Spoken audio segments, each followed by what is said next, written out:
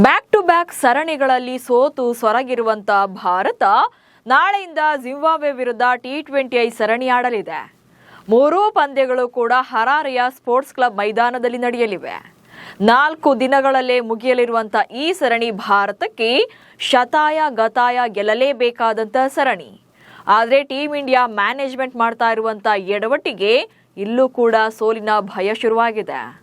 Ireland, England ವಿರುದ್ಧ clean sweep ಆದರೂ ಕೂಡ ಎಚ್ಚೆತ್ತುಕೊಳ್ಳದಂತ ಆಯ್ಕೆ ಸಮಿತಿಯ ಬ್ಲಂಡರ್ ಬಗ್ಗೆ ಈ ವಿಡಿಯೋದಲ್ಲಿ ಮಾಹಿತಿಯನ್ನ ನೀಡ್ತೇನೆ. ನಾನು ಶಾಂತ.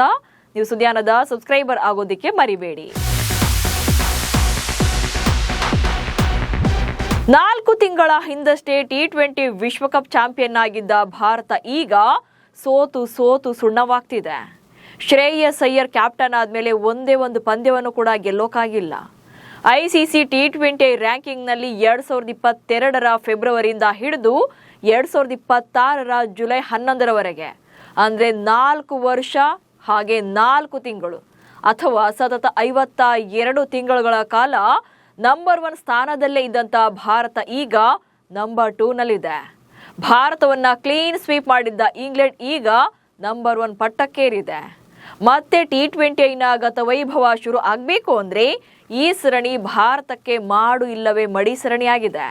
ಹೀಗಾಗಿ ಜಿಂಬಾಬ್ವೆ ವಿರುದ್ಧ ಬಲಿಷ್ಠ ಪ್ಲೇಯಿಂಗ್ 11ನಲ್ಲಿ ಅಖಾಡಕ್ಕಿಳಿಸಬೇಕಿತ್ತು. ಆದರೆ BCCIನ ಆಯ್ಕೆ ಸಮಿತಿ ಹಾಗೆ ಹೆಡ್ ಕೋಚ್ ಗೌತಮ್ ಗಂಭೀರ್ ಆಟಕ್ಕುಂಟು ಲೆಕ್ಕಕ್ಕಿಲ್ಲ ಅನ್ನೋ ಥರದಲ್ಲಿ ಟೀಮ್ ಸೆಲೆಕ್ಷನ್ ಮಾಡಿದ್ದಾರೆ. ಅದರಲ್ಲೂ ಬೌಲಿಂಗ್ ಯೂನಿಟ್ ಅಂತೂ ಕಂಪ್ಲೀಟ್ ಆಗಿ ವೀಕ್ ಆಗಿದೆ. ಅನುಭವಿಗಳಿಗೆ ಅವಕಾಶವಿಲ್ಲ, ಹೊಸಬರಿಗೆ ರೆಡ್ ಕಾರ್ಪೆಟ್. ಹಳೆ ಬೇರು ಹೊಸ ಚಿಗುರು ಅನ್ನೋ ಹಾಗೆ ಸೀನಿಯರ್ಸ್ ಹಾಗೆ ಜೂನಿಯರ್ಸ್ ಇದ್ದಾಗಷ್ಟೇ ಅದು ಪರ್ಫೆಕ್ಟ್ ಟೀಮ್ ಆಗೋದು. ಆದರೆ ಜಿಂಬಾಬ್ವೆ ಪ್ರವಾಸಕ್ಕೆ ಟೀಮ್ ಇಂಡಿಯಾ ಸೆಲೆಕ್ಷನ್ ಅಲ್ಲಿ ಟೀಮ್ ಮ್ಯಾನೇಜ್ಮೆಂಟ್ ಅದ್ಯಾವ ಅಜೆಂಡಾ ಇಟ್ಕೊಂಡು ಟೀಮ್ ಫೈನಲ್ ಮಾಡಿದ್ರೋ ಗೊತ್ತಿಲ್ಲ. ಅದರಲ್ಲೂ ಬೌಲಿಂಗ್ ವಿಭಾಗ ಅಂತೂ ತೀರಾ ಡಮ್ಮಿ ಅನಿಸ್ತಾ ಇದೆ. ಬ್ಯಾಟರ್ಗಳ ಎದೆಯಲ್ಲಿ ನಡುಕ ಹುಟ್ಟಿಸುವಂತ ಒಬ್ಬ ಸ್ಟ್ರಾಂಗ್ ಬೌಲರ್ ಇಲ್ಲ. ಅದು ಕೂಡ ಅನುಭವಿ ಆಟಗಾರರನ್ನೆಲ್ಲ ಕೈಬಿಟ್ಟು ಹೊಸಬರಿಗೆ ರೆಡ್ ಕಾರ್ಪೆಟ್ ಹಾಸಿದ್ದಾರೆ. ರವಿ ಬಿಷ್ಣೋಯ್, ಮಯಾಂಕ್ ಯಾದವ್, ಯಶ್ ಠಾಕೂರ್, ಅಶೋಕ್ ಶರ್ಮಾ ಹಾಗೆ ಪ್ರಿನ್ಸ್ ಯಾದವ್ ಬೌಲಿಂಗ್ ಡಿಪಾರ್ಟ್ಮೆಂಟ್ನಲ್ಲಿ ಸೆಲೆಕ್ಷನ್ ಆಗಿದ್ದಾರೆ. ಇನ್ನು ಆಲ್ರೌಂಡರ್ಸ್ ಕೋಟಾದಲ್ಲಿ ಶಿವಮ್ ದುಬೆ, ಅಭಿಷೇಕ್ ಶರ್ಮಾ, ಸೂರ್ಯಾನ್ ಶೆಟ್ಗೆ ಹಾಗೆ ಹರ್ಷ್ ದುಬೆ ಇದ್ದಾರೆ. ಅಭಿಷೇಕ್ರಿಂದಂತೂ ಹೆಂಗೋ ಇವರು ಬೌಲಿಂಗ್ ಅನ್ನ ಮಾಡಿಸಲ್ಲ. ಉಳಿದಂತೆ ಶಿವಮ್ ದುಬೆ ಬೌಲಿಂಗ್ ಎಫೆಕ್ಟಿವ್ ಆಗಿಲ್ಲ. ಉಳಿದಂತೆ ಇಷ್ಟು ಬೌಲರ್ಗಳ ಪೈಕಿ ಎದುರಾಳಿ ತಂಡವನ್ನ ಪ್ರೆಷರ್ನಲ್ಲಿಡುವಂತ ಯಾವ ಬೌಲರ್ ಕಾಣಿಸ್ತಾರೆ ಹೇಳಿ? ಆಲ್ರೆಡಿ ಐರ್ಲೆಂಡ್ ಹಾಗೆ ಇಂಗ್ಲೆಂಡ್ನಲ್ಲಿ ಭಾರತದ ಸರಣಿ ಸೋಲಿಗೆ ವೀಕ್ ಬೌಲಿಂಗ್ ಕೂಡ ರೀಸನ್ ಆಗಿತ್ತು. ಹೀಗಿದ್ರೂ ಕೂಡ ಜಿಂಬಾಬ್ವೆ ಸರಣಿ ಕೂಡ ಅದಕ್ಕಿಂತ ವೀಕ್ ಎನ್ನುವಂತ ಟೀಮ್ ಜೊತೆ ಹೋಗಿದ್ದಾರೆ. ಒಂದೇ ಒಂದು ಮ್ಯಾಚ್ ಅಲ್ಲಿ 4ವರಿಗೆ ಟೀಮ್ ಇಂಡಿಯಾ ಪರ ಆಡೋಕೆ ಮೇಡನ್ ಕಾಲ್ ಸಿಕ್ಕಿದೆ. ಪ್ರಭ್ ಸಿಮ್ರಾನ್ ಸಿಂಗ್, ಅಶೋಕ್ ಶರ್ಮಾ, ಯಶ್ ಠಾಕೂರ್ ಹಾಗೆ ಹರ್ಷ್ ದುಬೆ ಇದೇ ಮೊದಲ ಬಾರಿಗೆ ಜಿಂಬಾಬ್ವೆ ಸರಣಿಗೆ ಟೀಮ್ ಇಂಡಿಯಾ ಪರ ಆಡೋಕೆ ಸೆಲೆಕ್ಟ್ ಆಗಿದ್ದಾರೆ. ಸೊ ಇವರನ್ನೆಲ್ಲ ಒಟ್ಟಿಗೆ ಒಂದೇ ಸರಣಿಗೆ ಸೆಲೆಕ್ಟ್ ಮಾಡೋ ಬದಲು ಬೇರೆಯವ್ರಿಗೂ ಕೂಡ ಅವಕಾಶವನ್ನ ಕೊಡಬೇಕಿತ್ತು. ಹಾಗೆ ನೋಡಿದ್ರೆ ಬೌಲಿಂಗ್ ಸ್ಕ್ವಾಡ್ನಲ್ಲಿ ಲೀಡ್ ಮಾಡೋಕೆ swing king Bhuvneshwar Kumar right person ಆಗ್ತಿದ್ರು ಅಥವಾ ರೈಟ್ ಸೆಲೆಕ್ಷನ್ ಆಗ್ತಿದ್ರು. ಭುವನೇಶ್ವರ್ ಕುಮಾರ್ ಸಾಮರ್ಥ್ಯ ಗಂಭೀರ್ ಕಣ್ಣಿಗೆ ಕಾಣಲ್ವಾ? ಅಷ್ಟಕ್ಕೂ ಇಲ್ಲಿ ಭಾರತದ ಸೋಲಿಗೆ ಕಾರಣವೇ ಅನುಭವಿಗಳ ಸೈಡ್ ಲೈನ್. ಈಗ ಭುವನೇಶ್ವರ್ ಕುಮಾರನ್ನೇ ತಗೊಳ್ಳಿ. IPLನಲ್ಲಿ RCB back to back champion ಆಗುವಲ್ಲಿ ಭುವಿ ಅವರ ಬೌಲಿಂಗ್ ಕೂಡ ಮೇನ್ ರೀಸನ್. 2025ರಲ್ಲಿ 17 ವಿಕೆಟ್ ಪಡೆದಿದ್ದ ಭುವಿ 2026ರಲ್ಲಿ 28 ವಿಕೆಟ್ಗಳನ್ನ ಬೇಟೆಯಾಡಿದ್ರು. ಸೊ 2 ಸೀಸನ್ಗಳು ಸೇರಿ 45 ವಿಕೆಟ್ಸ್ ಬಂದಿದೆ. ಭಾರತ ಪರ 229 ಪಂದ್ಯಗಳಲ್ಲಿ 294 ವಿಕೆಟ್ಸ್ ತೆಗೆದಿದ್ದಾರೆ. ಟೆಸ್ಟ್ನಲ್ಲಿ 63, ODIನಲ್ಲಿ 141 ಹಾಗೆ T20ನಲ್ಲಿ 90 ವಿಕೆಟ್ಸ್. ಅಂಡ್ ಎಕಾನಮಿ ಕೇವಲ 6.96 ಇದೆ T20ನಲ್ಲಿ. ಅಂದ್ರೆ ಆಲ್ಮೋಸ್ಟ್ ಬಾಲ್ಯ ರನ್ ಅನ್ನೋ ರೀತಿಯಲ್ಲಿ ಬ್ಯಾಟರ್ಗಳಿಗೆ ಕಾಟ ಕೊಟ್ಟಿದ್ದಾರೆ. ಹೀಗಿದ್ರೂ ಕೂಡ ಭುವಿಗೆ ಟೀಮ್ ಇಂಡಿಯಾದಲ್ಲಿ ಚಾನ್ಸ್ ಇಲ್ಲ. ಅವರು ಭಾರತ ಪರ ಕೊನೆ ಪಂದ್ಯವನ್ನಾಡಿದ್ದು 2022ರ ನವೆಂಬರ್ನಲ್ಲಿ. ಅದಾದ್ಮೇಲೆ ತಂಡದಿಂದ ಅವರನ್ನ ಕೈ ಬಿಡಲಾಗಿದೆ.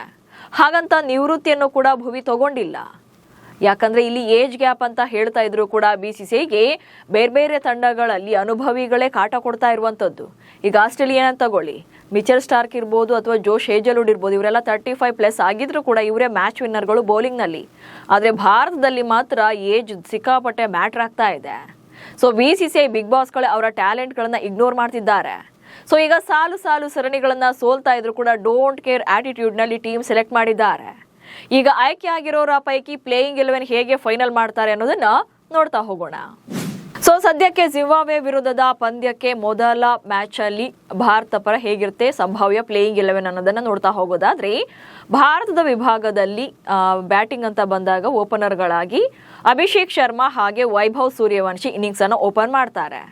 ಸೊ ಇಲ್ಲಿ ಸಂಜು ಸ್ಯಾಮ್ಸನ್ಗೆ ಏನು ಜಿಂಬಾಬ್ವೆ ಸರಣಿಯಲ್ಲಿ ಅವಕಾಶವನ್ನ ಕೊಟ್ಟಿಲ್ಲ, ತಂಡಕ್ಕೆ ಸೆಲೆಕ್ಟ್ ಮಾಡಿಲ್ಲ. ಹೀಗಾಗಿ ಆಸ್ ಯೂಶುವಲ್ ಅಭಿಷೇಕ್ ಶರ್ಮಾ ಜೊತೆ ವೈಭವ್ ಸೂರ್ಯವಂಶಿ ಆಬ್ವಿಯಸ್ಲಿ ಇಲ್ಲಿ ಇನ್ನಿಂಗ್ಸ್ ಅನ್ನು ಓಪನ್ ಮಾಡ್ತಾರೆ. ಇಂಗ್ಲೆಂಡ್ ವಿರುದ್ಧದ ಸರಣಿಯಲ್ಲಿ ವೈಭವ್ಗೆ ಡೆಬ್ಯೂಗೆ ಅವಕಾಶ ಸಿಕ್ಕಿತ್ತು, 3 ಪಂದ್ಯಗಳನ್ನು ಆಡಿಸಿದ್ರು. ಬಟ್ 3 ಪಂದ್ಯಗಳಲ್ಲೂ ಕೂಡ ಸೂರ್ಯವಂಶಿ ಬ್ಯಾಟ್ ಕಂಪ್ಲೀಟ್ ಆಗಿ ಸ್ವಲ್ಪ ಸೈಲೆಂಟ್ ಅನಿಸಿತ್ತು. ಬಟ್ ಹಾಗಂತ ಅವರೆಲ್ಲ ಮ್ಯಾಚ್ಗಳಲ್ಲಿ ಆಡಲೇಬೇಕಂತ ಹೇಳೋಕ್ಕಾಗಲ್ಲ. ಇನ್ನು ಅಭಿಷೇಕ್ ಶರ್ಮಾ ಒಂದೊಂದು ಮ್ಯಾಚಲ್ಲಿ ತುಂಬ ಚೆನ್ನಾಗಿ ಆಡಿದ್ದಾರೆ, ಕೆಲ ಪಂದ್ಯಗಳಲ್ಲಿ ಬೇಗನೆ ಔಟ್ ಆಗಿದ್ದಾರೆ. ಸೊ ಅವರ ಕಡೆಯಿಂದ ಈಗ ಕನ್ಸಿಸ್ಟೆನ್ಸಿಯನ್ನು ಎಕ್ಸ್ಪೆಕ್ಟ್ ಮಾಡಬೇಕು. ಇನ್ನು ಅಭಿಷೇಕ್ ಶರ್ಮಾ ಹಾಗೆ ವೈಭವ್ ಸೂರ್ಯವಂಶಿ ಇಬ್ರು ಕೂಡ ಲೆಫ್ಟ್ ಹ್ಯಾಂಡ್ ಬ್ಯಾಟರ್ಗಳಾಗಿದ್ದು, ಸೊ ಇವರಿಬ್ರು ಕಾಂಬಿನೇಷನ್ ಆಕ್ಚುಲಿ ಡೇಂಜರಸ್ ಆಗಿರುತ್ತೆ. ಬಟ್ ಇವರಿಬ್ರು ಕೂಡ ಕ್ರೀಸ್ ಕಚ್ಚಿ ನಿಂತು ಆಡಿದ್ರೆ ಸೊ ಅದು ಎದುರಾಳಿ ತಂಡಗಳಿಗೆ ಪವರ್ ಪ್ಲೇನಲ್ಲೇ ಅವರ ಪವರ್ ಅನ್ನ ಕಳ್ಕೊಳ್ಳೋಕೆ ಎಲ್ಲಾ ರೀತಿಯಾದಂಥ ಬ್ಯಾಟಿಂಗ್ ಅನ್ನ ಇವರು ಮಾಡ್ತಾರೆ. ಜೊತೆಗೆ ಒಂದ್ಸತಿ ಸೆಟಲ್ ಆದ್ರು ಅಂತಂದ್ರೆ ಎದುರಾಳಿ ಬೌಲರ್ಗಳನ್ನ ಚೆಂಡಾಡೋದ್ರಲ್ಲಿ ಅನುಮಾನವೇ ಇಲ್ಲ. ಸೊ ಅಭಿ ಹಾಗೆ ವೈಭವ್ ಕಾಂಬಿನೇಷನ್ ಕ್ಲಿಕ್ ಆಯ್ತು ಅಂದ್ರೆ ಸೊ ಆಲ್ಮೋಸ್ಟ್ ಭಾರತ ಪರ ಮ್ಯಾಚ್ ಟರ್ನ್ ಆಗುತ್ತೆ. ಇನ್ನು ನಂಬರ್ 3 ನಲ್ಲಿ ಇಶಾನ್ ಕಿಶನ್ ಬರ್ತಾರೆ. ಸೊ ಇಶಾನ್ ಕಿಶನ್ ಈಗ T20 ವಿಶ್ವಕಪ್ನಿಂದ ಹಿಡಿದು ಅದಕ್ಕಿಂತ ಮುಂಚೆನ ನ್ಯೂಜಿಲೆಂಡ್ ಸರಣಿಯಿಂದ ಹಿಡಿದು ಸೆಲೆಕ್ಟ್ ಆಗಿದ್ದು. ಸೊ ಅದಾದ್ಮೇಲೆ ಇವರು ಇಶಾನ್ ಕಿಶನ್ T20 ಫಾರ್ಮೆಟ್ನಲ್ಲಿ ಕಂಟಿನ್ಯೂಸ್ ಆಗಿ ಸೆಲೆಕ್ಷನ್ ಆಗ್ತಿದ್ದಾರೆ. ಬಟ್ ಇತ್ತೀಚೆಗೆ ಯಾಕೆ ಅವ್ರಿಗೂ ಕೂಡ ಫಾರ್ಮ್ ಕೈ ಕೊಟ್ಟಿದೆ. IPL ನಲ್ಲಿ ಚೆನ್ನಾಗಿ ಆಡಿದ್ರು, ಬಟ್ ಅದಾದ ನಂತರದಲ್ಲಿ T20 ಇರ್ಬೋದು ಅಥವಾ ಏಕದಿನ ಸರಣಿ ಇರ್ಬೋದು, ಸೊ ಎರಡೂ ಕಡೆ ಇಶಾನ್ ಸ್ವಲ್ಪ ಡಲ್ ಇದ್ದಾರೆ. ಸೊ ಅವರು ಕೂಡ ಫಾರ್ಮ್ಗೆ ಬರಬೇಕಾಗುತ್ತೆ. ಇನ್ನು ನಾಯಕನಾಗಿ ಶ್ರೇಯಸ್ ಅಯ್ಯರ್ ಚೆನ್ನಾಗಿ ಪರ್ಫಾರ್ಮ್ ಮಾಡ್ತಿದ್ದಾರೆ, ಬಟ್ ಅವರಿಗೆ ಟೀಮನ್ನು ಗೆಲ್ಲಿಸೋಕೆ ಸಾಧ್ಯವಾಗ್ತಿಲ್ಲ. ನಂಬರ್ 4 ನಲ್ಲಿ ಶ್ರೇಯಸ್ ಅಯ್ಯರ್ ಬರ್ತಾರೆ. ಇನ್ನು ನಂಬರ್ 5 ನಲ್ಲಿ ತಿಲಕ್ ವರ್ಮಾ ಬರ್ತಾರೆ. ಆಕ್ಚುಲಿ ಇಲ್ಲಿ ತಿಲಕ್ ವರ್ಮಾ ಅದು ಕೂಡ ಭಾರತಕ್ಕೆ ಪ್ರಾಬ್ಲಮ್ ಇರುವಂಥದ್ದು. T20 ತಂಡಕ್ಕೆ ವೈಸ್ ಕ್ಯಾಪ್ಟನ್ ಆಗಿರುವಂಥ ತಿಲಕ್ ವರ್ಮಾ ಕಡೆಯಿಂದ ಮ್ಯಾಚ್ ವಿನ್ನಿಂಗ್ ನಂಬರ್ಸ್ ಆಗಲಿ ಅಥವಾ ಅವರಲ್ಲಿ ಬ್ಯಾಟಿಂಗ್ನ ರೆಸ್ಪಾನ್ಸಿಬಿಲಿಟೀಸ್ ಕಾಣ್ತಾ ಇಲ್ಲ. ಮಿಡಲ್ ಆರ್ಡರ್ನಲ್ಲಿ ತಿಲಕ್ ಕಂಪ್ಲೀಟ್ ಆಗಿ ವೀಕ್ ಆಗಿರೋದು ಕೂಡ ಭಾರತ ಸೋಲಿಗೆ ಒನ್ ಆಫ್ ದಿ ರೀಸನ್ ಆಗುತ್ತೆ. ಸೊ ಇನ್ನು ಆಲ್ರೌಂಡರ್ ಕೋಟಾದಲ್ಲಿ ಶಿವಮ್ ದುಬೆ, ರಿಂಕು ಸಿಂಗ್ ಹಾಗೆ ಹರ್ಷ್ ದುಬೆ ಸೆಲೆಕ್ಟ್ ಆಗ್ತಾರೆ. ಸೊ ಶಿವಮ್ ದುಬೆ ಸಾಕಷ್ಟು T20 ಪಂದ್ಯಗಳಲ್ಲಿ ಆಡಿದ್ದಾರೆ, ಜೊತೆಗೆ ಈಗ ಮತ್ತೆ ಅವರನ್ನೇ ಆಲ್ರೌಂಡರ್ ಆಗಿ ತಗೊಳ್ತಾರೆ. ಬಟ್ ಇಲ್ಲಿ ಬ್ಯಾಟಿಂಗ್ ನಲ್ಲಿ ಶಿವಮ್ ದುಬೆ ಕಡೆಯಿಂದ ಡೆತ್ ಓವರ್ಗಳಲ್ಲಿ ಒಳ್ಳೆ ಪ್ರದರ್ಶನ ನಿರೀಕ್ಷೆ ಮಾಡಬಹುದು. ಬಟ್ ಬೌಲಿಂಗ್ ನಲ್ಲಿ ಅವ್ರ ಕಡೆಯಿಂದ ಸ್ವಲ್ಪ ಎಕ್ಸ್ಪೆನ್ಸಿವ್ ಇದ್ದಾರೆ. ಸೊ ವಿಕೆಟ್ ಟೇಕಿಂಗ್ ಬೌಲರ್ ಆಗಿ ಅವರನ್ನ ಪರಿಗಣನೆ ಮಾಡೋಕೆ ಸಾಧ್ಯನೇ ಇಲ್ಲ. ಇನ್ನು ರಿಂಕು ಸಿಂಗ್ ಫಿನಿಶರ್ ರೋಲ್ ನಲ್ಲಿ ಪ್ಲೇ ಮಾಡುವಂತ ಆಟಗಾರ ರಿಂಕು ಸಿಂಗ್ ಕಳೆದ ಕೆಲ ಪಂದ್ಯಗಳಿಂದ ರಿಂಕುರನ್ನ T20 ನಿಂದ ಹೊರಗಿಟ್ಟಿದ್ರು. ಬಟ್ ಇಲ್ಲಿ ಜಿಂಬಾಬ್ವೆ ಸರಣಿ ಮೂಲಕ ಮತ್ತೆ ಕಂಬ್ಯಾಕ್ ಮಾಡಿದ್ದಾರೆ. ಸೊ ರಿಂಕು ಸಿಂಗ್ ಏನು ಫಿನಿಶರ್ ರೋಲ್ ಇದೆಯಲ್ಲ ಅದನ್ನ ಕರೆಕ್ಟ್ ಆಗಿ ಯುಟಿಲೈಸ್ ಮಾಡ್ಕೊಂಡ್ರೆ ಸೊ ನೆಕ್ಸ್ಟ್ ಪಂದ್ಯಗಳಲ್ಲಿ ಅವರು ಕಂಟಿನ್ಯೂಸ್ ಆಗಿ ಸೆಲೆಕ್ಷನ್ ಆಗ್ತಾ ಹೋಗ್ತಾರೆ. ಸೊ ಇಲ್ಲಿ ರಿಂಕು ಮೇಲೂ ಕೂಡ ತುಂಬಾನೇ ಹೋಪ್ಸ್ ಇದೆ, ಜೊತೆಗೆ ಅವ್ರ ಮೇಲೆ ಜವಾಬ್ದಾರಿ ಒತ್ತಡ ಎರಡೂ ಕೂಡ ಇದೆ. ಹಾಗೆ ಹರ್ಷ್ ದುಬೆಯನ್ನ ಈ ಪಂದ್ಯಕ್ಕೆ ಸೆಲೆಕ್ಟ್ ಮಾಡುವಂತ ಚಾನ್ಸಸ್ ಜಾಸ್ತಿ ಇದೆ. ಆಕ್ಚುಲಿ ಹರ್ಷ್ ದುಬೆ ಆಲ್ರೌಂಡರ್ ಕೋಟಾದಲ್ಲಿ for the first time team ಇಂಡಿಯಾಗೆ ಸೆಲೆಕ್ಟ್ ಆಗಿರುವಂತದ್ದು. ಇದುವರೆಗೂ ಕೂಡ ಅವರು ಭಾರತ ಪರ ಯಾವುದೇ ಪಂದ್ಯವನ್ನು ಆಡಿಲ್ಲ. ಸೊ ಇಲ್ಲಿ ಅವರಿಗೆ ಮೇಡನ್ ಡೆಬ್ಯೂಗೆ ಅವಕಾಶ ಸಿಗುವಂತ ಸಾಧ್ಯತೆಗಳಿದೆ. ಆ ನಂತರದಲ್ಲಿ ಮಯಾಂಕ್ ಯಾದವ್ ಬೌಲಿಂಗ್ ಎಕ್ಸ್ಪ್ರೆಸ್ ಅಂತಾನೆ ಕರೆಸಿಕೊಳ್ಳುವಂತ ಮಯಾಂಕ್ ಯಾದವ್ ಇಲ್ಲಿ ಪಿಕ್ ಮಾಡಿದ್ದಾರೆ. ಸೊ ಪ್ಲೇಯಿಂಗ್ 11 ಆಡಿಸ್ತಾರೆ. ಬಟ್ ಮಯಾಂಕ್ ಪ್ರಾಬ್ಲಮ್ ಏನಂತಂದ್ರೆ ಅವ್ರದ್ದು ಸ್ಪೀಡ್ ಚೆನ್ನಾಗಿದೆ, ಬಟ್ ವಿಕೆಟ್ಸ್ ಬಂದಿಲ್ಲ. ಇತ್ತೀಚೆಗೆ ಫಾರ್ಮ್ ನಲ್ಲಿ ಇಲ್ಲ. ಅವರು IPL ನಲ್ಲಿ ಆಡಿದ್ದೇ 4 ಮ್ಯಾಚ್, ಬಟ್ ಒಂದೇ ಒಂದು ವಿಕೆಟ್ ತೆಗೆದಿಲ್ಲ. ಅದು ಅಲ್ಲದೆ ಇವರಿಗೆ ಇಂಜುರಿ ರೀಸನ್ಸ್ ಜಾಸ್ತಿ ಇರೋದ್ರಿಂದ ಮಯಾಂಕ್ ಒಂದು ಮ್ಯಾಚ್ ಅಲ್ಲಿ ಕಂಪ್ಲೀಟ್ ಆಗಿ ಅವ್ರು 4 ಓವರ್ಗಳನ್ನ ಬೌಲ್ ಮಾಡ್ತಾರೆ ಅನ್ನುವಂತ ಯಾವ ಗ್ಯಾರಂಟಿನೂ ಕೂಡ ಇಲ್ಲ. ಸೊ ಇಲ್ಲಿ ಮಯಾಂಕ್ಗೆ ಆಲ್ಟರ್ನೇಟಿವ್ ಆಗಿ ಬೆಸ್ಟ್ ಬೌಲರ್ ಅಂತ ತಂಡದಲ್ಲೂ ಕೂಡ ಯಾರೂ ಇಲ್ಲ. ಸೊ ಮಯಾಂಕ್ ಯಾದವ್ ಮೇಲೆ ತುಂಬಾನೇ ಇಲ್ಲಿ ಹೋಪ್ಸ್ ಇದೆ, ಜೊತೆಗೆ ಇಲ್ಲಿ ಮೇನ್ ಬೌಲರ್ ಆಗಿ ಕಾಣ್ತಿದ್ದಾರೆ. ಬಟ್ ಅವ್ರ ಕಡೆಯಿಂದ ತುಂಬಾನೇ ಎಕ್ಸ್ಪೆಕ್ಟೇಷನ್ಸ್ ಕೂಡ ಇಟ್ಕೊಳ್ಳೋಕ್ಕಾಗಲ್ಲ, ಯಾಕಂದ್ರೆ ಇತ್ತೀಚೆಗೆ ಅವರು ಫಾರ್ಮ್ನಲ್ಲಿ ಇಲ್ಲ. ಇನ್ನು ಪ್ರಿನ್ಸ್ ಯಾದವ್ ಭಾರತ ಪರ ಇತ್ತೀಚೆಗಷ್ಟೇ ತಮ್ಮ ಜರ್ನಿಯನ್ನ ಸ್ಟಾರ್ಟ್ ಮಾಡಿದ್ದಾರೆ.